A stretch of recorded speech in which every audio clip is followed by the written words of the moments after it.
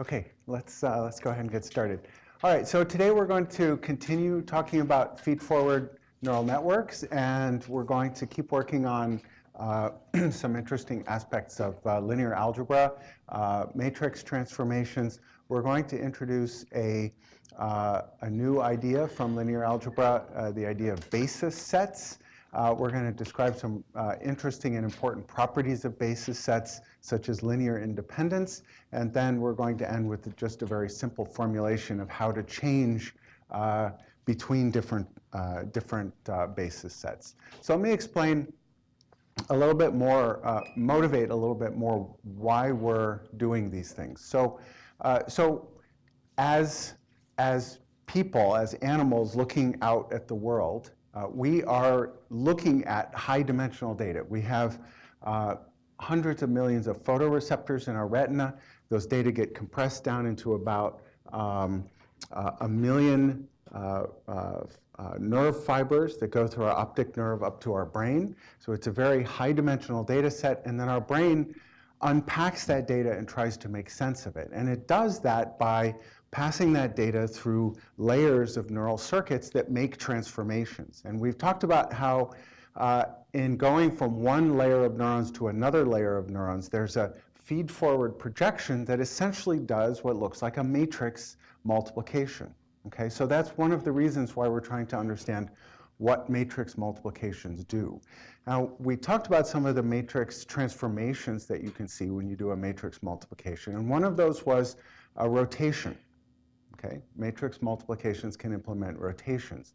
And rotations are very important for visualizing high-dimensional data. So this is from a website at Google Research, where they've implemented different viewers for high-dimensional data, ways of taking high-dimensional data and reducing the dimensionality and then visualizing what that data looks like. And one of the most important ways that you visualize high-dimensional data is by rotating it and looking at it from different angles. And what you're doing when you do that is you take this high-dimensional data, you rotate it, and you project it into a plane, which is what you're seeing on the screen. And you can see that you get a lot out of looking at different projections and different rotations of data sets.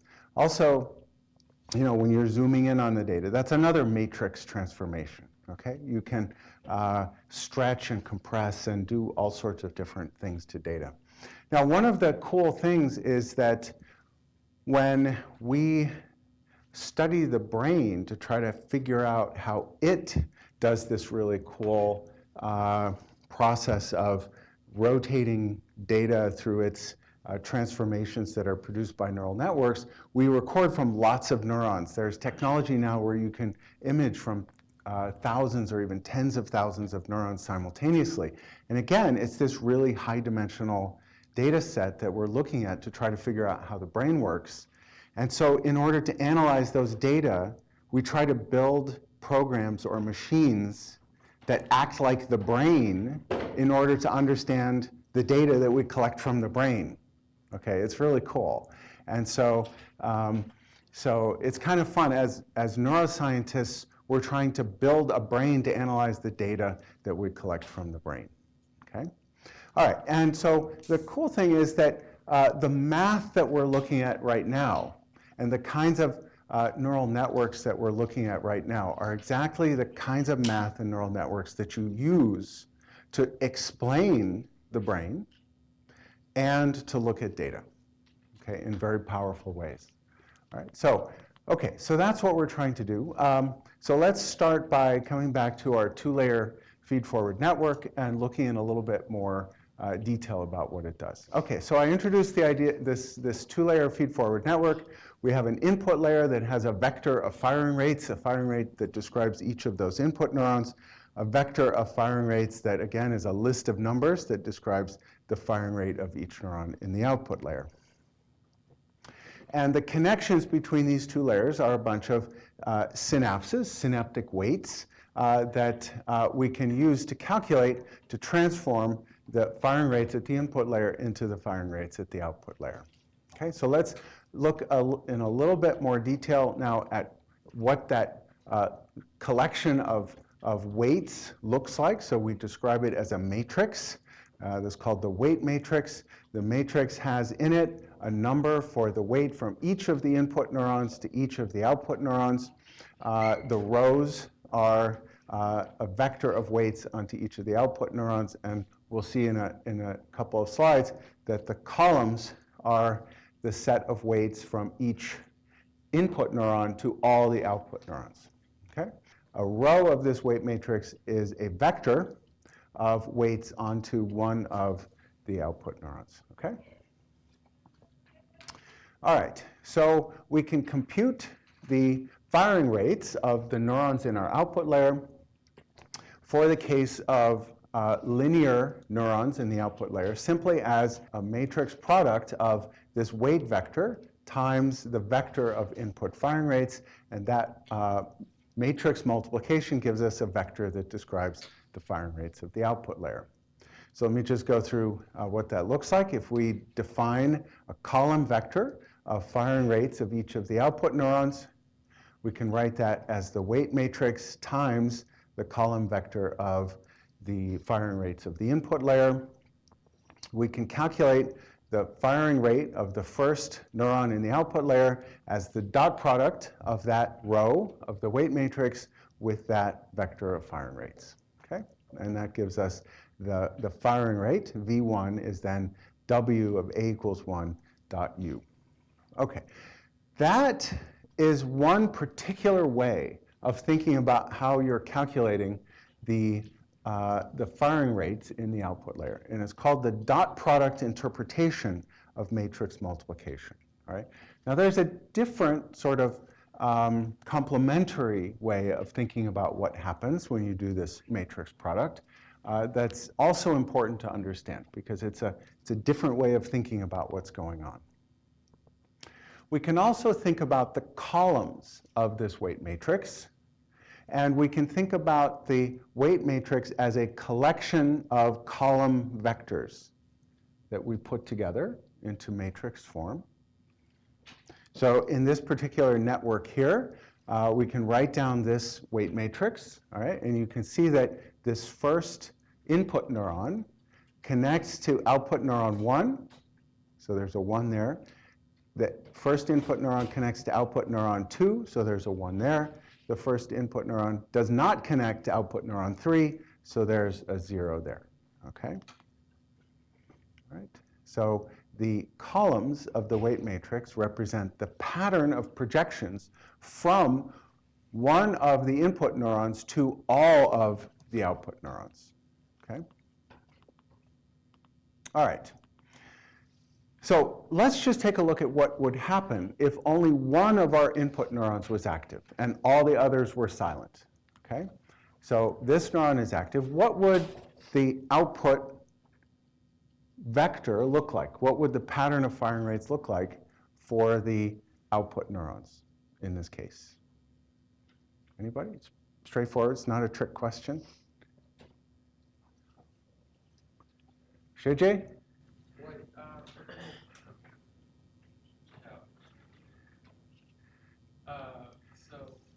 If this neuron is firing, yes, and these weights are all 1 or 0, one neuron A. Yes, this would fire, this would fire, and that would not fire, right? Good. So you can write that out as a matrix multiplication.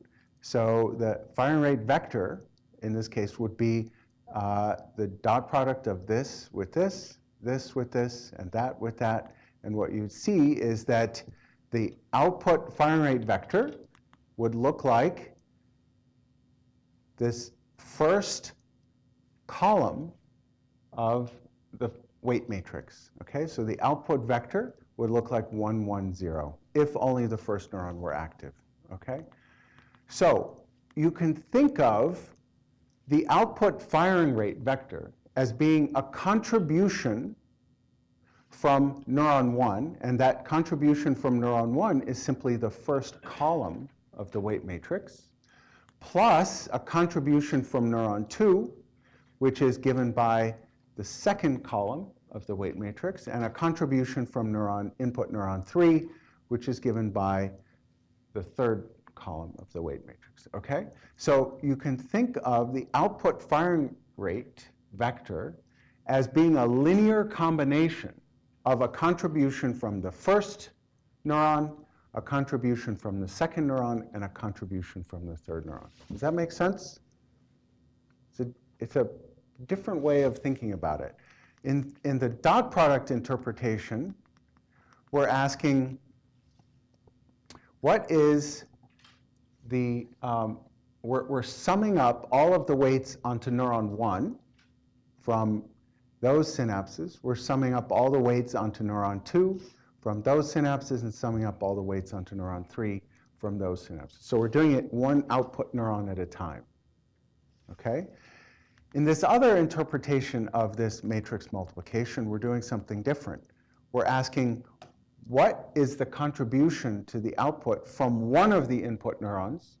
What is the contribution to the output from another input neuron? And what is the contribution to the output from yet another input neuron? Does that make sense? Okay. All right, so we have a linear combination of contributions from each of those input neurons. All right. And that's called the outer product interpretation. I'm not going to explain right now why it's called that, but that's how that's referred to. So the output pattern is a linear combination of contributions. Okay, so let's take a look at the effect of some very simple feedforward networks. Okay, so let's just look at a few examples. So if we have a feedforward, this is sort of the simplest feedforward network. Each neuron in the input layer connects to each neuron to one neuron in the output layer with a weight of 1. Okay, so what is the weight matrix of this network? It's the identity matrix. And so the firing rate of the output layer will be exactly the same as the firing rates in the input layer. Okay, so there's the weight matrix, which is just the identity matrix. The firing rate in the output layer is just the identity matrix times the firing rate of the input layer, and so that's equal to the input firing rate. Okay? All right. Let's take a slightly more complex network, and let's make each one of those weights independent. They're not all just equal to 1, but they're scaled by some constant, lambda 1, lambda 2, and lambda 3. The weight matrix looks like this. It's a diagonal matrix where each of those weights is on the diagonal. And in that case, you can see that the output firing rate is just this diagonal matrix times the input firing rate. And you can see that the output firing rate is just the input firing rate where each component of the input firing rate is scaled by some constant. Okay? All right, pretty straightforward.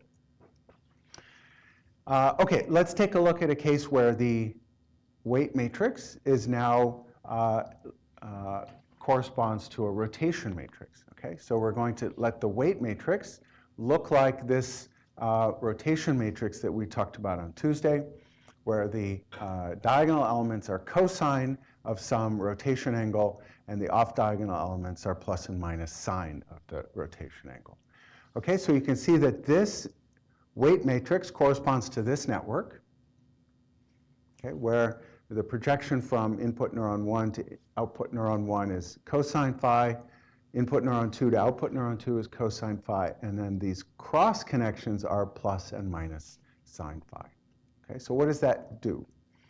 Okay, so you can see that the output firing rate vector is just a product of this rotation matrix times the input firing rate vector, and you can write down each component like that.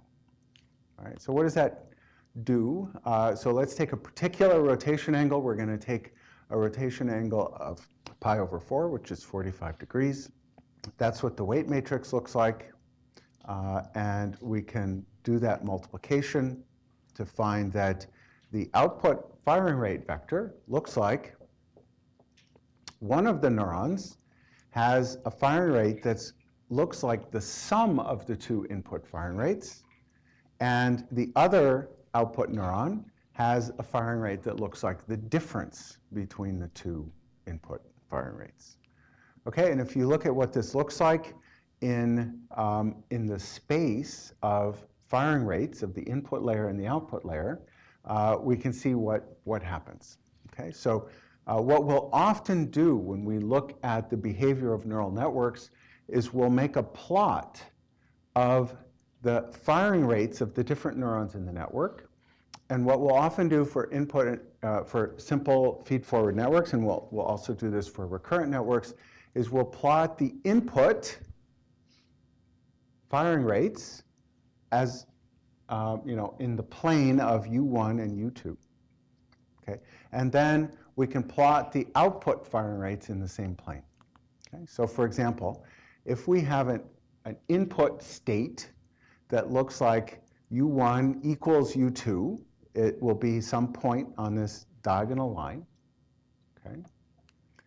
We can then plot the output firing rate on this plane, V1 versus V2, and what will the output firing rate look like? What will the firing rate of V1 look like in this case?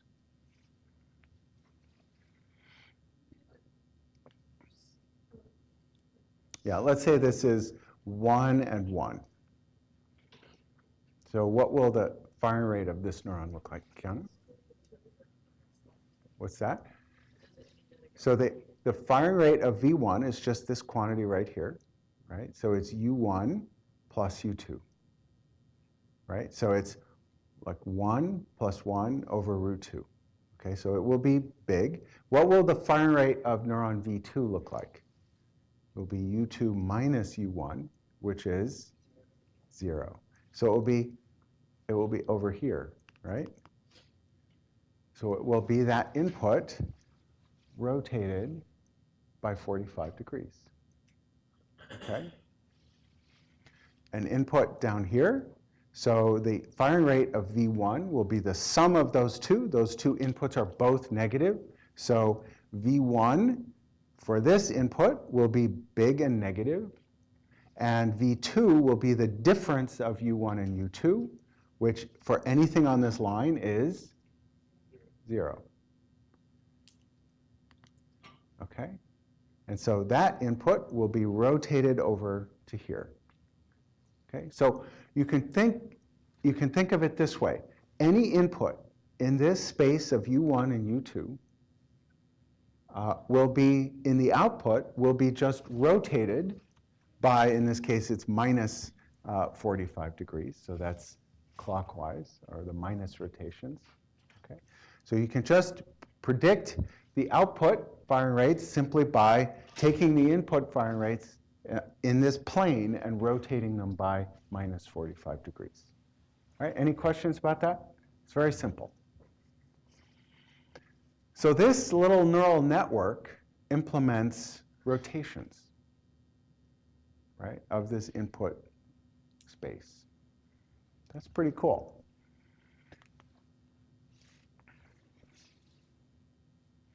Okay, so why would you want a network to do rotations? Well, this solves exactly the problem that we were working on last time when we were talking about our perceptron, where we were trying to classify stimuli that could not be separated in one dimension, but rather can be separated in 2 dimensions. So if we have different categories, dogs and non-dogs, that can be viewed along different dimensions, how furry they are, but can't be separated. The 2 categories can't be separated from each other on the basis of just one dimension of observation. Okay?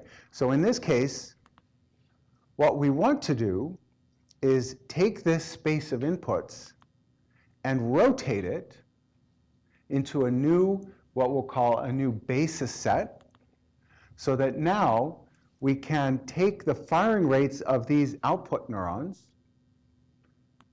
and use those to separate these different categories from each other.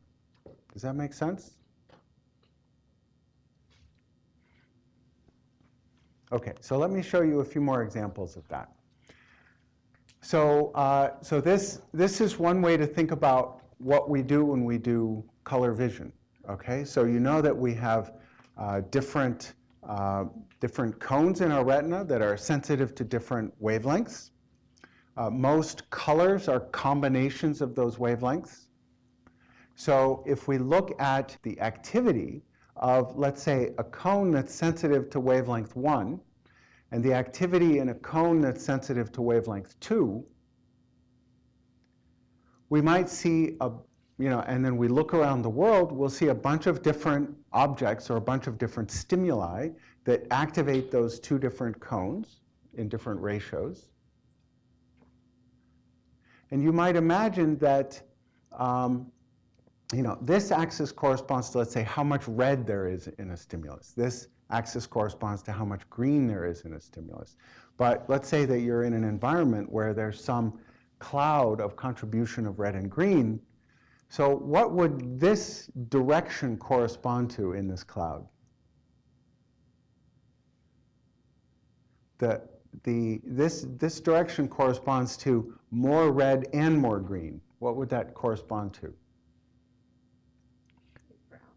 Well, so what I'm trying to get at here is that the sum of those two is sort of the brightness of the object, right? Something that has little red and little green will look the same color as something that has more red and more green, right? But what's different about those two stimuli is that one's brighter than the other. The second one is brighter than the first one. But this dimension corresponds to what? Differences in the ratio of those two colors, right? Sort of changes in the difference of those two wavelengths, and that corresponds to color. So if we can take this space of stimuli and rotate it such that one axis corresponds to the sum of the two colors and the other axis corresponds to the difference of the two colors, then this axis will tell you how bright it is, and this axis will tell you what the hue is, what the color is. Does that make sense? So there's a simple case of where taking a rotation of a input space, of a set of sensors, will give you different information than you would get if you just had one of those stimuli. If you were to just look at the activity of the cone that's giving you a red signal, if one object has more activity in that cone, you don't know whether that other object is just brighter or if it's actually more red, if it looks red. Does that make sense? So doing a rotation gives us signals in single neurons that carries useful information. It can disambiguate different kinds of information. Okay? All right, so we can use that simple rotation matrix to perform that kind of separation. Okay, so brightness and color. Here's another example. I didn't get to talk about this in this class, but there are so barn owls, when they can very exquisitely localize objects by sound. Okay, so when they hunt essentially at night in the dark, they can hear a mouse scurrying around in the grass. They just listen to that sound and they can tell exactly where it is, and then they dive down and catch the mouse. Okay, so how do they do that? Well, they use timing differences to tell which way the sound is coming from side to side, and they use intensity differences to tell which way the sound is coming from up and down. Now, how do you use intensity differences? Well, one of their ears, their right ear, is pointed slightly upwards, and their left ear is pointed slightly downwards. So when they hear a sound that's slightly louder in the right ear and slightly softer in the left ear, they know that it's coming from up above, right? And if it's the other way around, if it's slightly louder in the left ear and softer in the right ear, you know it's coming from below horizontal, okay? And it's an extremely precise system, okay? So here's an example. So if they're sitting there listening to the intensity, the amplitude of the sound in the left ear and the amplitude of the sound in the right ear, sounds will be up here with high amplitude in both ears. some sounds will be over here with more amplitude in the right ear and less amplitude in the left ear. What does this dimension correspond to? That dimension corresponds to proximity or overall the loudness of the sound, right? And what does this dimension correspond to?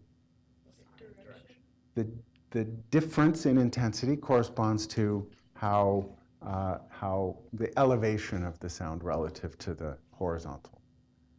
Okay?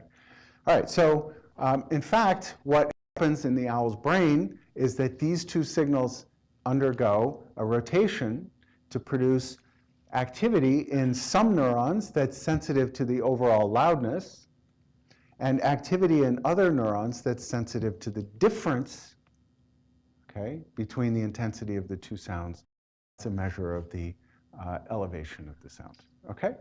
All right, so this kind of rotation matrix is very useful for projecting stimuli into the right dimensions so that so they give useful signals.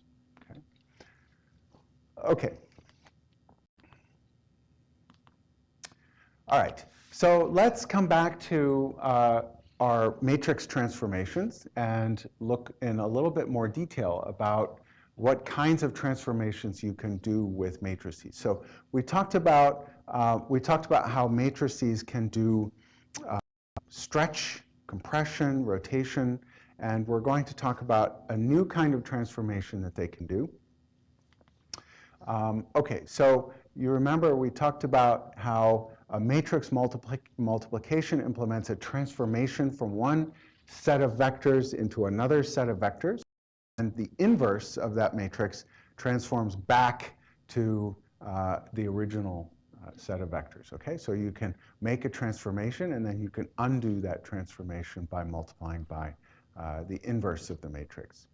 Okay, so we talked about different kinds of transformations that you can do. So if you take the identity matrix and you make a small perturbation to both of the diagonal elements, the same perturbation to both diagonal elements, you're basically taking a set of vectors and you're stretching them uniformly in all directions.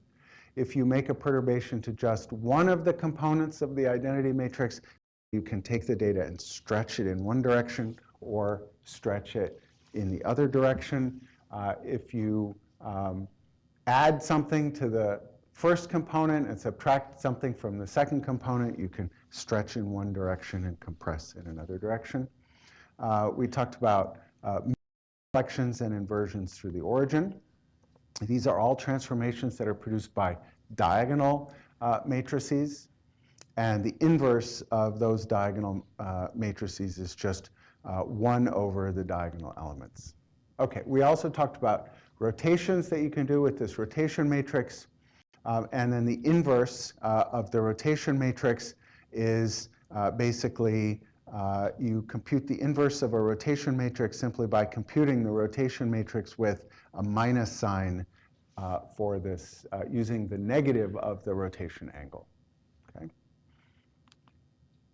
And we also talked about how a rotation matrix, for a rotation matrix, the inverse is also equal to the transpose, and the reason is that rotation matrices have this anti-symmetry where the off-diagonal elements have the opposite sign. One of the things we haven't talked about is, so we talked about how this kind of matrix can produce a stretch along one dimension or a stretch along the other dimension of the vectors.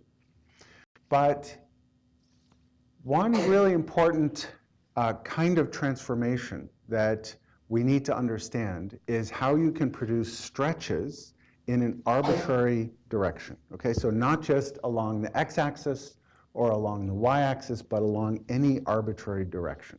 Okay, and the reason we need to know how that works is because that formulation of how you write down a matrix to stretch data in any arbitrary direction is the basis of a lot of really important data analysis methods, okay, including principal analysis and other methods. Okay, so I'm going to walk you through how to think about making stretches in data in arbitrary dimensions, okay? So here's what we're gonna walk through. Let's say we have a set of vectors. I just picked, I don't know, what is that, 20 or so random vectors. Okay, so I just called the random number generator 20 times and just picked 20 random vectors.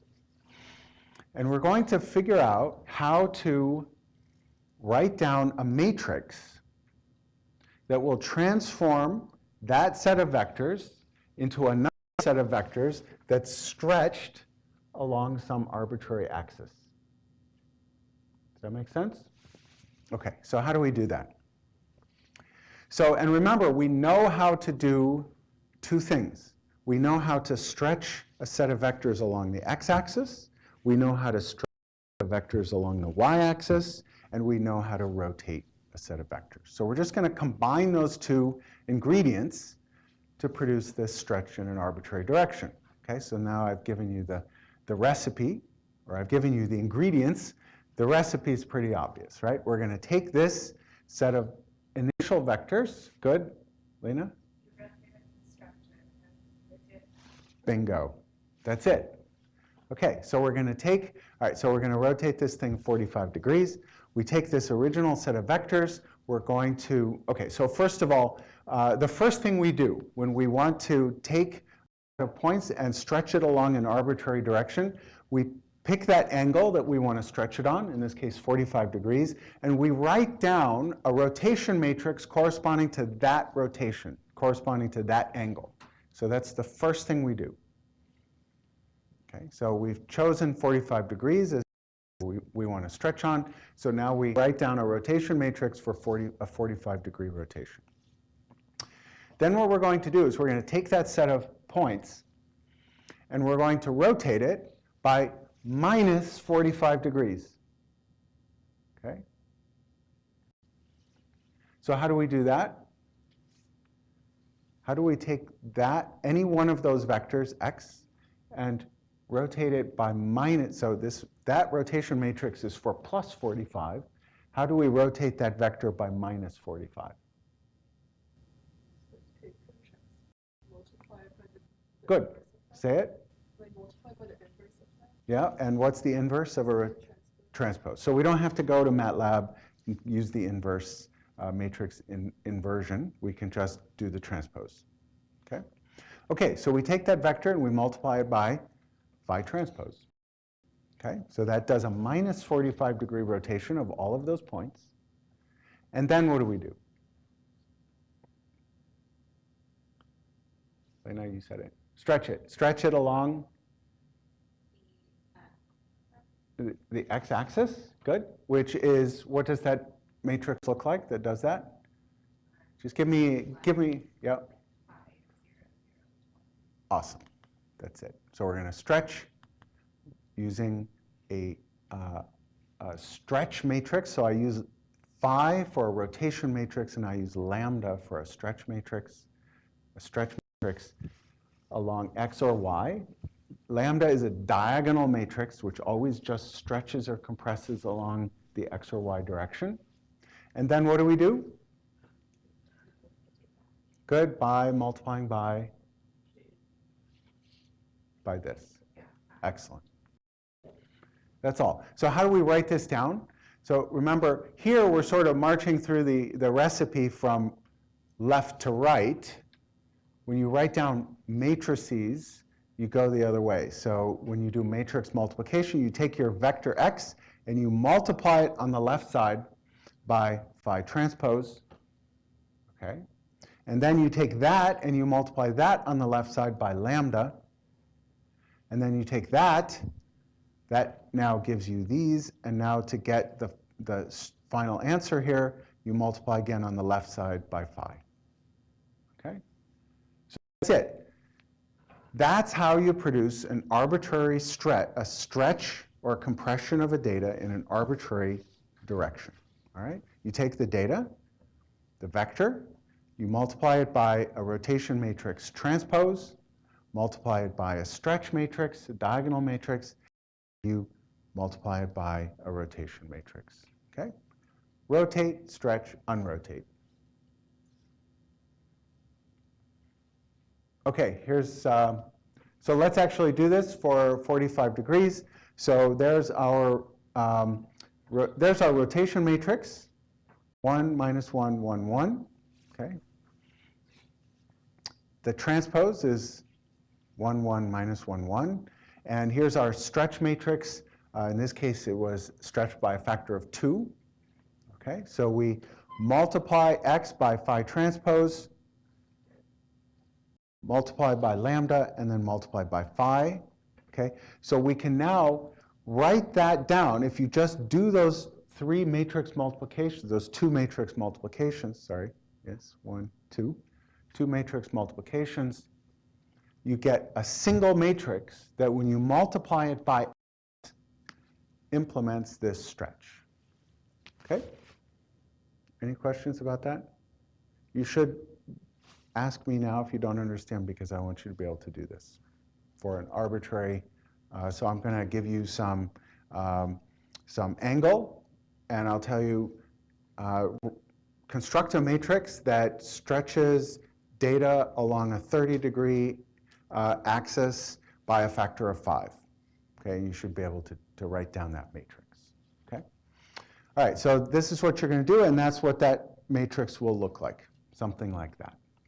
Now, we can stretch these data along a 45-degree axis by some factor of, like factor of 2 here. How do we go back? How do we undo that stretch? Okay. So how do you take the inverse of a product of a bunch of matrices like this? Okay, so the answer is very simple. If we want to take the inverse of a product of 3 matrices, what we do is we just, it's again a product of 3 matrices. It's a product of the inverse of those 3 matrices, but you have to reverse the order. So if you want to find the inverse of matrix A times B times C, it's C inverse times B inverse times A inverse. Okay, and you can prove that that's the right answer as follows. So ABC inverse times ABC should be the identity matrix, right? So let's replace this by this result here. So C inverse, B inverse, A inverse times ABC be the identity matrix. And you can see that right here, A inverse times A is I. So you can get rid of that. B inverse times B is I. C inverse times C is I. Okay? So we just proved that that is the correct way of taking the inverse of a product of matrices. All right? Okay. So the inverse of this kind of matrix that stretches data along an arbitrary direction looks like this. It's phi transpose inverse, lambda inverse, phi inverse. Okay, so let's figure out what each one of those things is. So what is phi transpose inverse, where phi is a rotation matrix? Phi, good. And what is phi inverse? Phi transpose, good. And lambda inverse we'll get to in a second.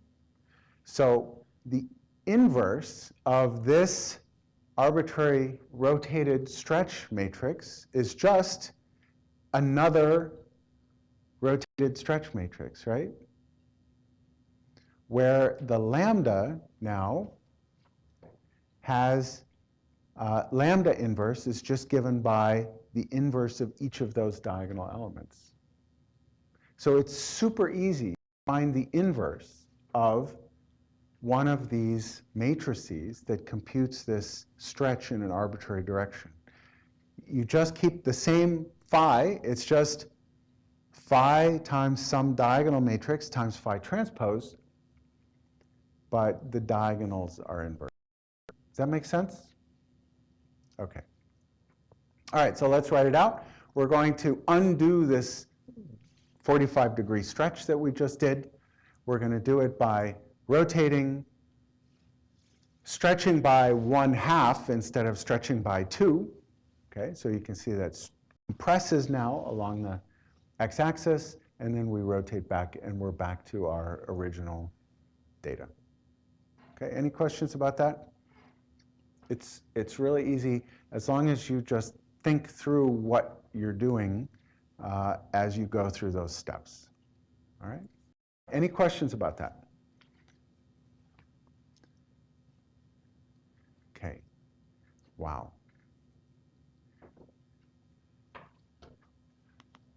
All right, and so you can actually just write those down and compute the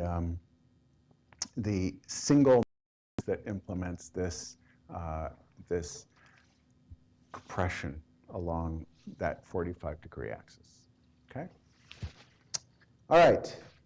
Okay. So so let me just show you one other example, and I'll show you something interesting that happens if you construct a matrix that, instead of stretching along a 45-degree axis, does compression along a 45-degree axis. Okay. So here's our original data. Let's take that data and rotate it by plus 45 degrees, okay? Multiplied by a lambda that compresses along the x-axis, and then rotates by minus 45 degrees, okay? So, so here's an example where we can take data and compress it along an axis minus 45 degrees, all right? So you can write this down. So we're going to say we're going to compress along a minus 45-degree axis. We write down phi of minus 45. Notice that when you do this compression or stretching, there are different ways you can do it, right? You can take the data, you can rotate it this way, and then squish along this axis. Or you could rotate it this way and squish along this axis, right? You can also, so there are choices for how you do it, but in the end, you're going to end up with the same matrix that does all of those equivalent transformations. Okay, so here we are. We're going to write this out. So we're writing down a matrix that produces this compression along a minus 45-degree axis. So there's phi of minus 45. There's lambda, a compression along the x-axis. So here it's 0.2001. And here's the phi transpose. Okay, so you write all that out, and you get 0.6, 0.4, 0.4, 0.4. Okay. Let me show you one more. What happens if we accidentally take this data, we rotate it, and then we squish the data to 0? Yes?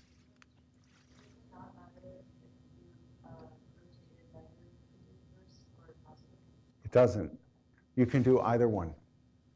Okay? You could, let me go back.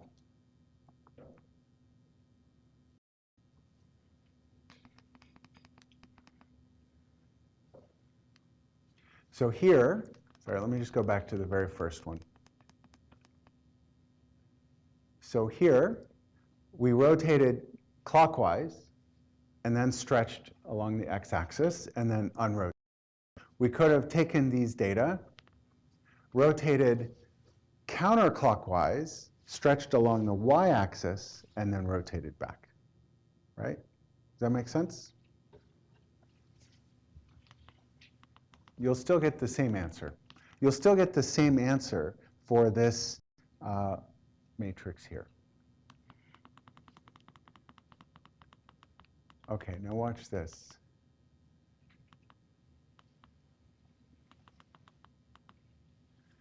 What happens if we take these data, we rotate them, and then we compress data all the way to 0? Okay, so by compressing the data to a line, we're multiplying it by 0. We put a 0 in this element of the stretch matrix, right? And what happens? The data get compressed right to 0, okay? And then we can rotate back. So we've taken these data, we've written down, we can write down a matrix that takes those data and squishes them to 0 along some arbitrary direction. Now, can we take those data and go back to the original data? Can we write down a transformation that takes those and goes back to the original data? Why not? Say it again. Good. What's another way to think about that? You've lost that information. So in order to go back from here to the original data, you have to have information somewhere here that tells you how far out to stretch it again when you try to go back. But in this case, we've compressed everything to a line, and so there's no information how to go back to the original data. Okay? And how do you know if you've done this? Well, you can take a look at this matrix that you created. Okay, so let's say somebody gave you this matrix. How would you tell whether you could go back to the original data? Any ideas? Habiba? Good. You look at the determinant. So if you calculate the determinant of this matrix, the determinant is 0. And as soon as you see a 0 determinant, you know right away that you can't go back. After you've made this transformation, you can't go back to the original data. Okay? All right, and we're going to get into a little more detail about why that is and what that means. Okay, and the reason here is that the determinant of lambda is 0. The determinant of a product of matrices like this is the product of the determinants, and in this case, the determinant of the lambda matrix is 0, and so the determinant of the product is 0. Okay? All right, so now let's talk about basis sets. All right, so we can think of vectors in abstract directions. Okay, so if I hold my arm out here and tell you this is a vector, there's the origin, the vector is pointing in that direction, you don't need a coordinate system to know which way I'm pointing. I don't need to tell you my arm is pointing, 80 centimeters in that direction and 40 centimeters in that direction and 10 centimeters in that direction, right? You don't need a coordinate system to know which way I'm pointing, right? But if I want to quantify that vector, so that if you want to quantify that vector so that you can, maybe tell somebody else precisely which direction I'm pointing, you need to write down those numbers, okay? So you can think of vectors in abstract directions, but if you want to actually quantify it or write it down, you need to choose a coordinate system, okay? And so to do this, you choose a set of vectors, special vectors called a basis set, all right? And now we just say, here's a vector, how much is it pointing in that direction, and that direction, okay? And that's called a basis. So we can write down our vector now as a set of 3 numbers that simply tell us how far that vector is overlapped with 3 other vectors that form the basis set, okay? So the standard way of doing this is to describe a vector as a component in the x direction, which is a vector 1, 1, 0, sort of in the standard notation, a component in the y direction, which is 0, 1, 0, and a component in the z direction, 0, 0, 1. Okay? So we can write those vectors as standard basis vectors. The numbers x, y, and z here are called the coordinates of the vector, and the vectors e1, e2, and e3 are called the basis vectors. And this is how you would write that down for a 3-dimensional vector. Okay? Again, the little hat here denotes that those are unit vectors that have length 1. All right, so in order to describe an arbitrary vector in a space of n real numbers, Rn, the basis vectors each need to have n numbers. Okay? And in order to describe an arbitrary vector in that space, you need to have n basis vectors. You need to have, in n dimensions, you need to have n basis vectors, and each one of those basis vectors has to have n numbers in them. Okay? So these vectors here, 1, 0, 0, 0, 1, 0, and 0, 0, 1, are called the standard basis. And each one of these vectors has one element that's 1, and the rest are 0. That's the standard basis. Okay, the standard basis has the property that any one of those vectors dotted into itself is 1. That's because they're unit vectors. They have length 1. So I dot EI is the length squared of the ith vector. And if the length is 1, then the length squared is 1. Each vector is orthogonal to all the other vectors. That means that E1 dot E2 is 0, and E1 dot E3 is 0, and E2 dot E3 is 0. You can write that down as E sub I dot E sub j equals 0 for I not equal to j. Okay? You can write all of those properties down in one equation. E sub I dot E sub j equals delta ij. Delta ij is what's called the Kronecker delta function. The Kronecker delta function is a 1 if I equals j and a 0 if I is not equal to j. Okay? So it's a very compact way of writing down this property that each vector is a unit vector and each vector is orthogonal to all the other vectors. And the set with that property is called an orthonormal basis set. All right. Now, the standard basis is not the only basis. So if, sorry, I'm trying to do x, y, and z here. Okay, so if you have x, y, and z, that's not the only orthonormal basis set. Any basis set that is a rotation of those 3 vectors is also an orthonormal basis. Let's write down 2 other orthogonal unit vectors. We can write down our vector v in this other basis set as follows. We just take our vector v, we can plot the basis vectors in this other basis, and we can simply project v onto those other basis vectors. So we can project v onto f1, and we can project v onto f2. Okay, so we can write v as a sum of a vector in the direction of f1 and a vector in the direction of f2. You can write down this vector v in this different basis set as a vector with 2 components. This is 2-dimensional R2, this is R2. You can write it down as a 2-component vector v dot f1 and v dot f2.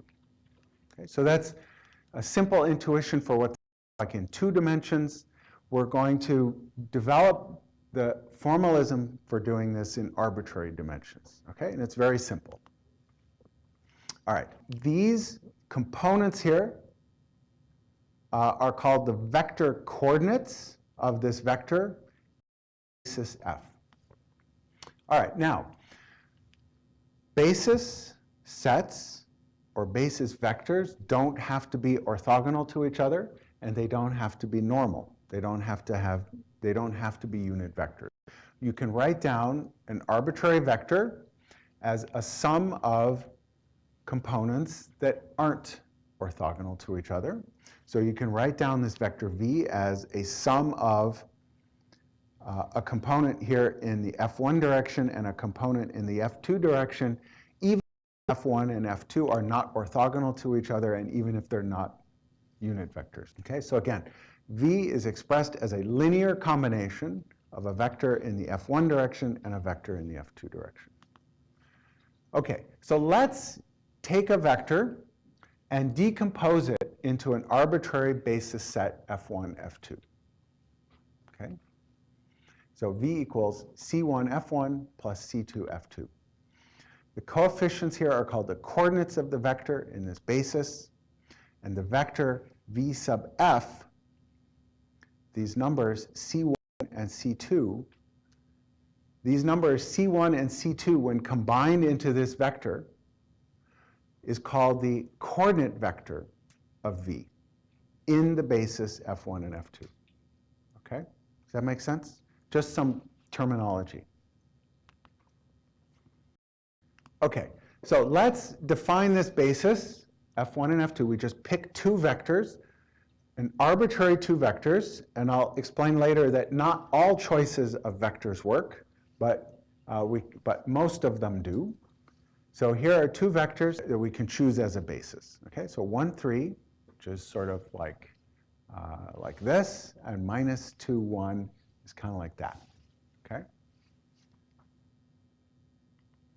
Okay, and we're going to write down this vector v in this new basis. So we have a vector v that's 3, 5 in the standard basis, and we're going to rewrite it in this new basis. All right. So we're going to find the vector coordinates of v in the new basis. So we're going to do this as follows. We're going to write v as a linear combination of these two basis vectors. So c1 times f1, 1, 3, plus c2 times f2, minus 2, 1, is equal to 3, 5. Does that make sense? So what is that? That is just a system of equations, right? And what we're trying to do is solve for C1 and C2. That's it. So we already did this problem in the last lecture. So we have this system of equations. We can write this down in the following matrix notation. F times VF, VF is just C1, C2, equals V. So there's F, 1, 3, minus 2, 1. Those are our two basis vectors, times C1, C2. The vector C1, C2 is equal to 3, 5. And we solve for VF. In other words, we solve for C1 and C2 simply by multiplying V by the inverse of this matrix F. Okay? So the coordinate vector in this new basis set is just the old vector times F inverse. And what is F inverse? F inverse is just a matrix that has the basis vectors as the columns of the matrix. Okay? All right, so the coordinates of this vector in this new basis set are given by F inverse times V. Okay, we can find the inverse of F. So if that's our F, we can calculate the inverse of that. Remember, you flip the diagonal elements, you multiply the off diagonals by minus 1, and you divide by the determinant. So F inverse is this, times V is that, and V sub F is just 13/7 over minus 4/7. Okay? So that's just a different way of writing V. So there's V in the standard basis, there's V in this new basis. All right? And all you do to go from the standard basis to any arbitrary new basis is multiply the vector by F inverse.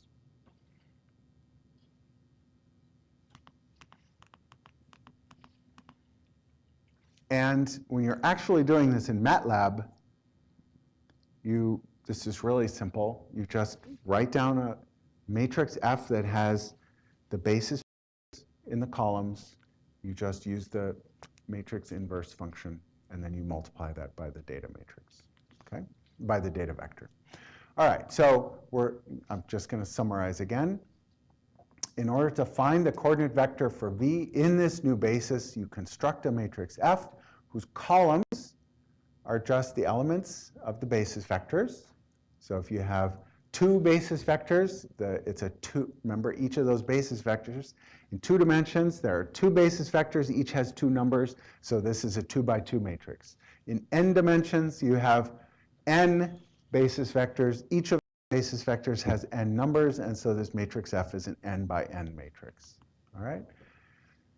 You know that you can write down V as this basis times V sub F. You solve for V sub F by multiplying both sides by F inverse. All right? That performs what's called change of basis. Okay. Now, that only works if F has an inverse.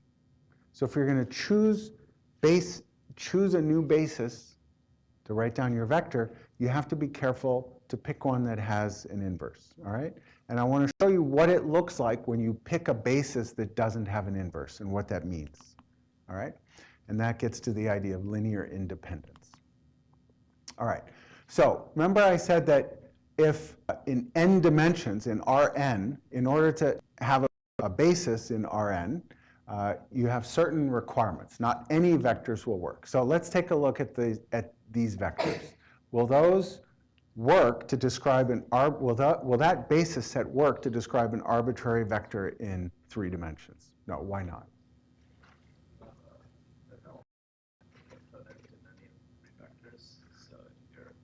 Right, so the problem is in which coordinate? Which axis? The z-axis. You can see that you have zeros in all 3 of those vectors, okay? So that you can't describe any vector with this basis that has a non-zero component in the z direction, okay? So that, and the reason is that any linear combination of these 3 vectors will always lie in the xy plane.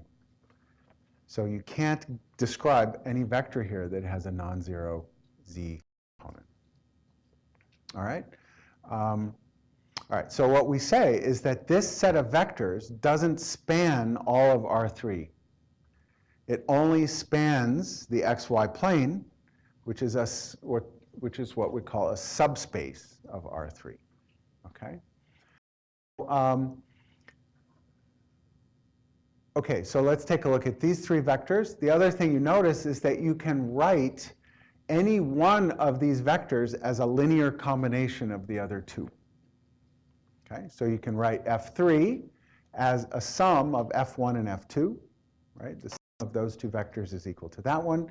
You can write F2 as F3 minus F1. So any of these vectors can be written as a linear combination of the others. And so that set of vectors is called linearly dependent, okay? And any set of linearly dependent vectors cannot form a basis. And how do you know if a set of vectors that you choose for your basis is linearly dependent? Well, again, you just find the determinant of that matrix. And if it's 0, those vectors are linearly dependent. Okay? So what that corresponds to is you're taking your data, and when you transform it into a new basis, if the determinant of that matrix F is 0, then what you're doing is you're taking those data and transforming them into a space where they're being collapsed. Let's say if you're in 3 dimensions, those data are being collapsed onto a plane or onto a line, okay?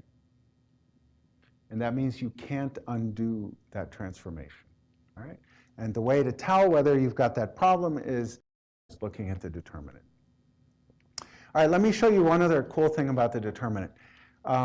There's a very simple geometrical interpretation of what the determinant is, okay? All right, so sorry.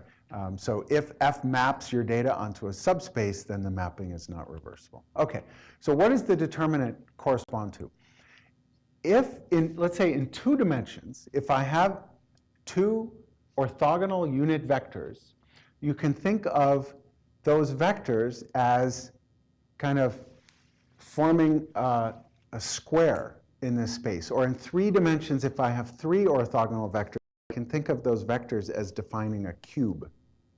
Okay? And if they're unit vectors, then they define a cube of volume 1. Here you have a square of area 1. Okay? So let's think about this unit volume. Okay?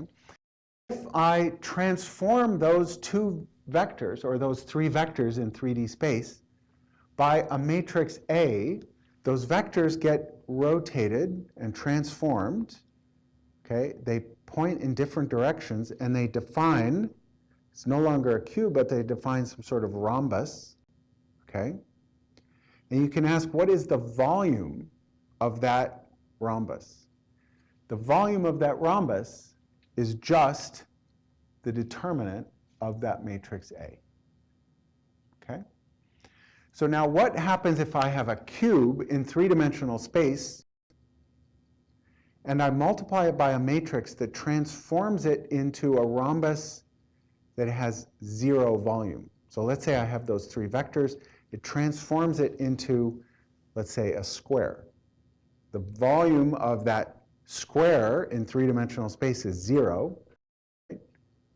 So what that means is I'm transforming my vectors into a space that has 0 volume in the original dimensions. Okay? So I'm transforming things from 3D into a 2D plane.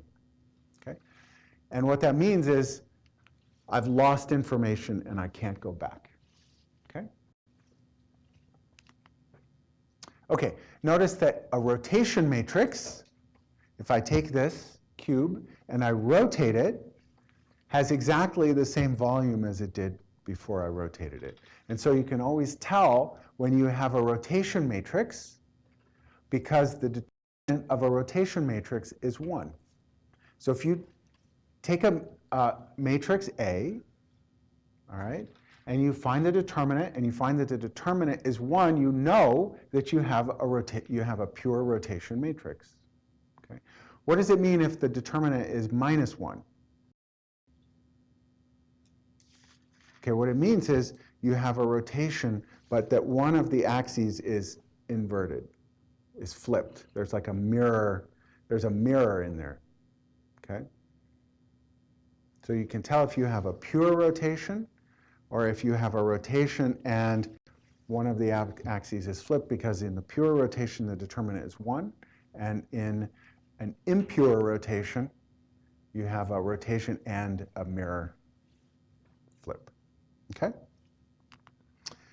All right. All right, and I just want to a couple more comments about change of basis. Okay? All right, so let's choose a set of basis vectors for our new basis.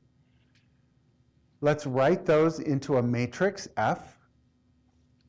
It's going to be our matrix of basis vectors. If the determinant is not equal to 0, then these vectors, that set of vectors, are linearly independent. That means you cannot write one of those vectors as a linear combination of any one of those vectors as a linear combination of the others. Those vectors form a complete basis in that n-dimensional space. The matrix F implements a change of basis, and you can go from the standard basis to F by multiplying your vector by F inverse to get the coordinate vector in your new basis. And you can go back from that rotated or transformed basis back to the coordinate basis by multiplying by F. Okay? Multiplied by F inverse transforms to the new basis, multiplying by F transforms back. If that set of vectors is an orthonormal basis, then, okay, so let's take this matrix F that has columns that are the new basis vectors, and let's say that those form an orthonormal basis. In that case, we can write down, so in any case, we can write down the transpose of this matrix, all right, F transpose, and now the rows of that matrix are the basis vectors.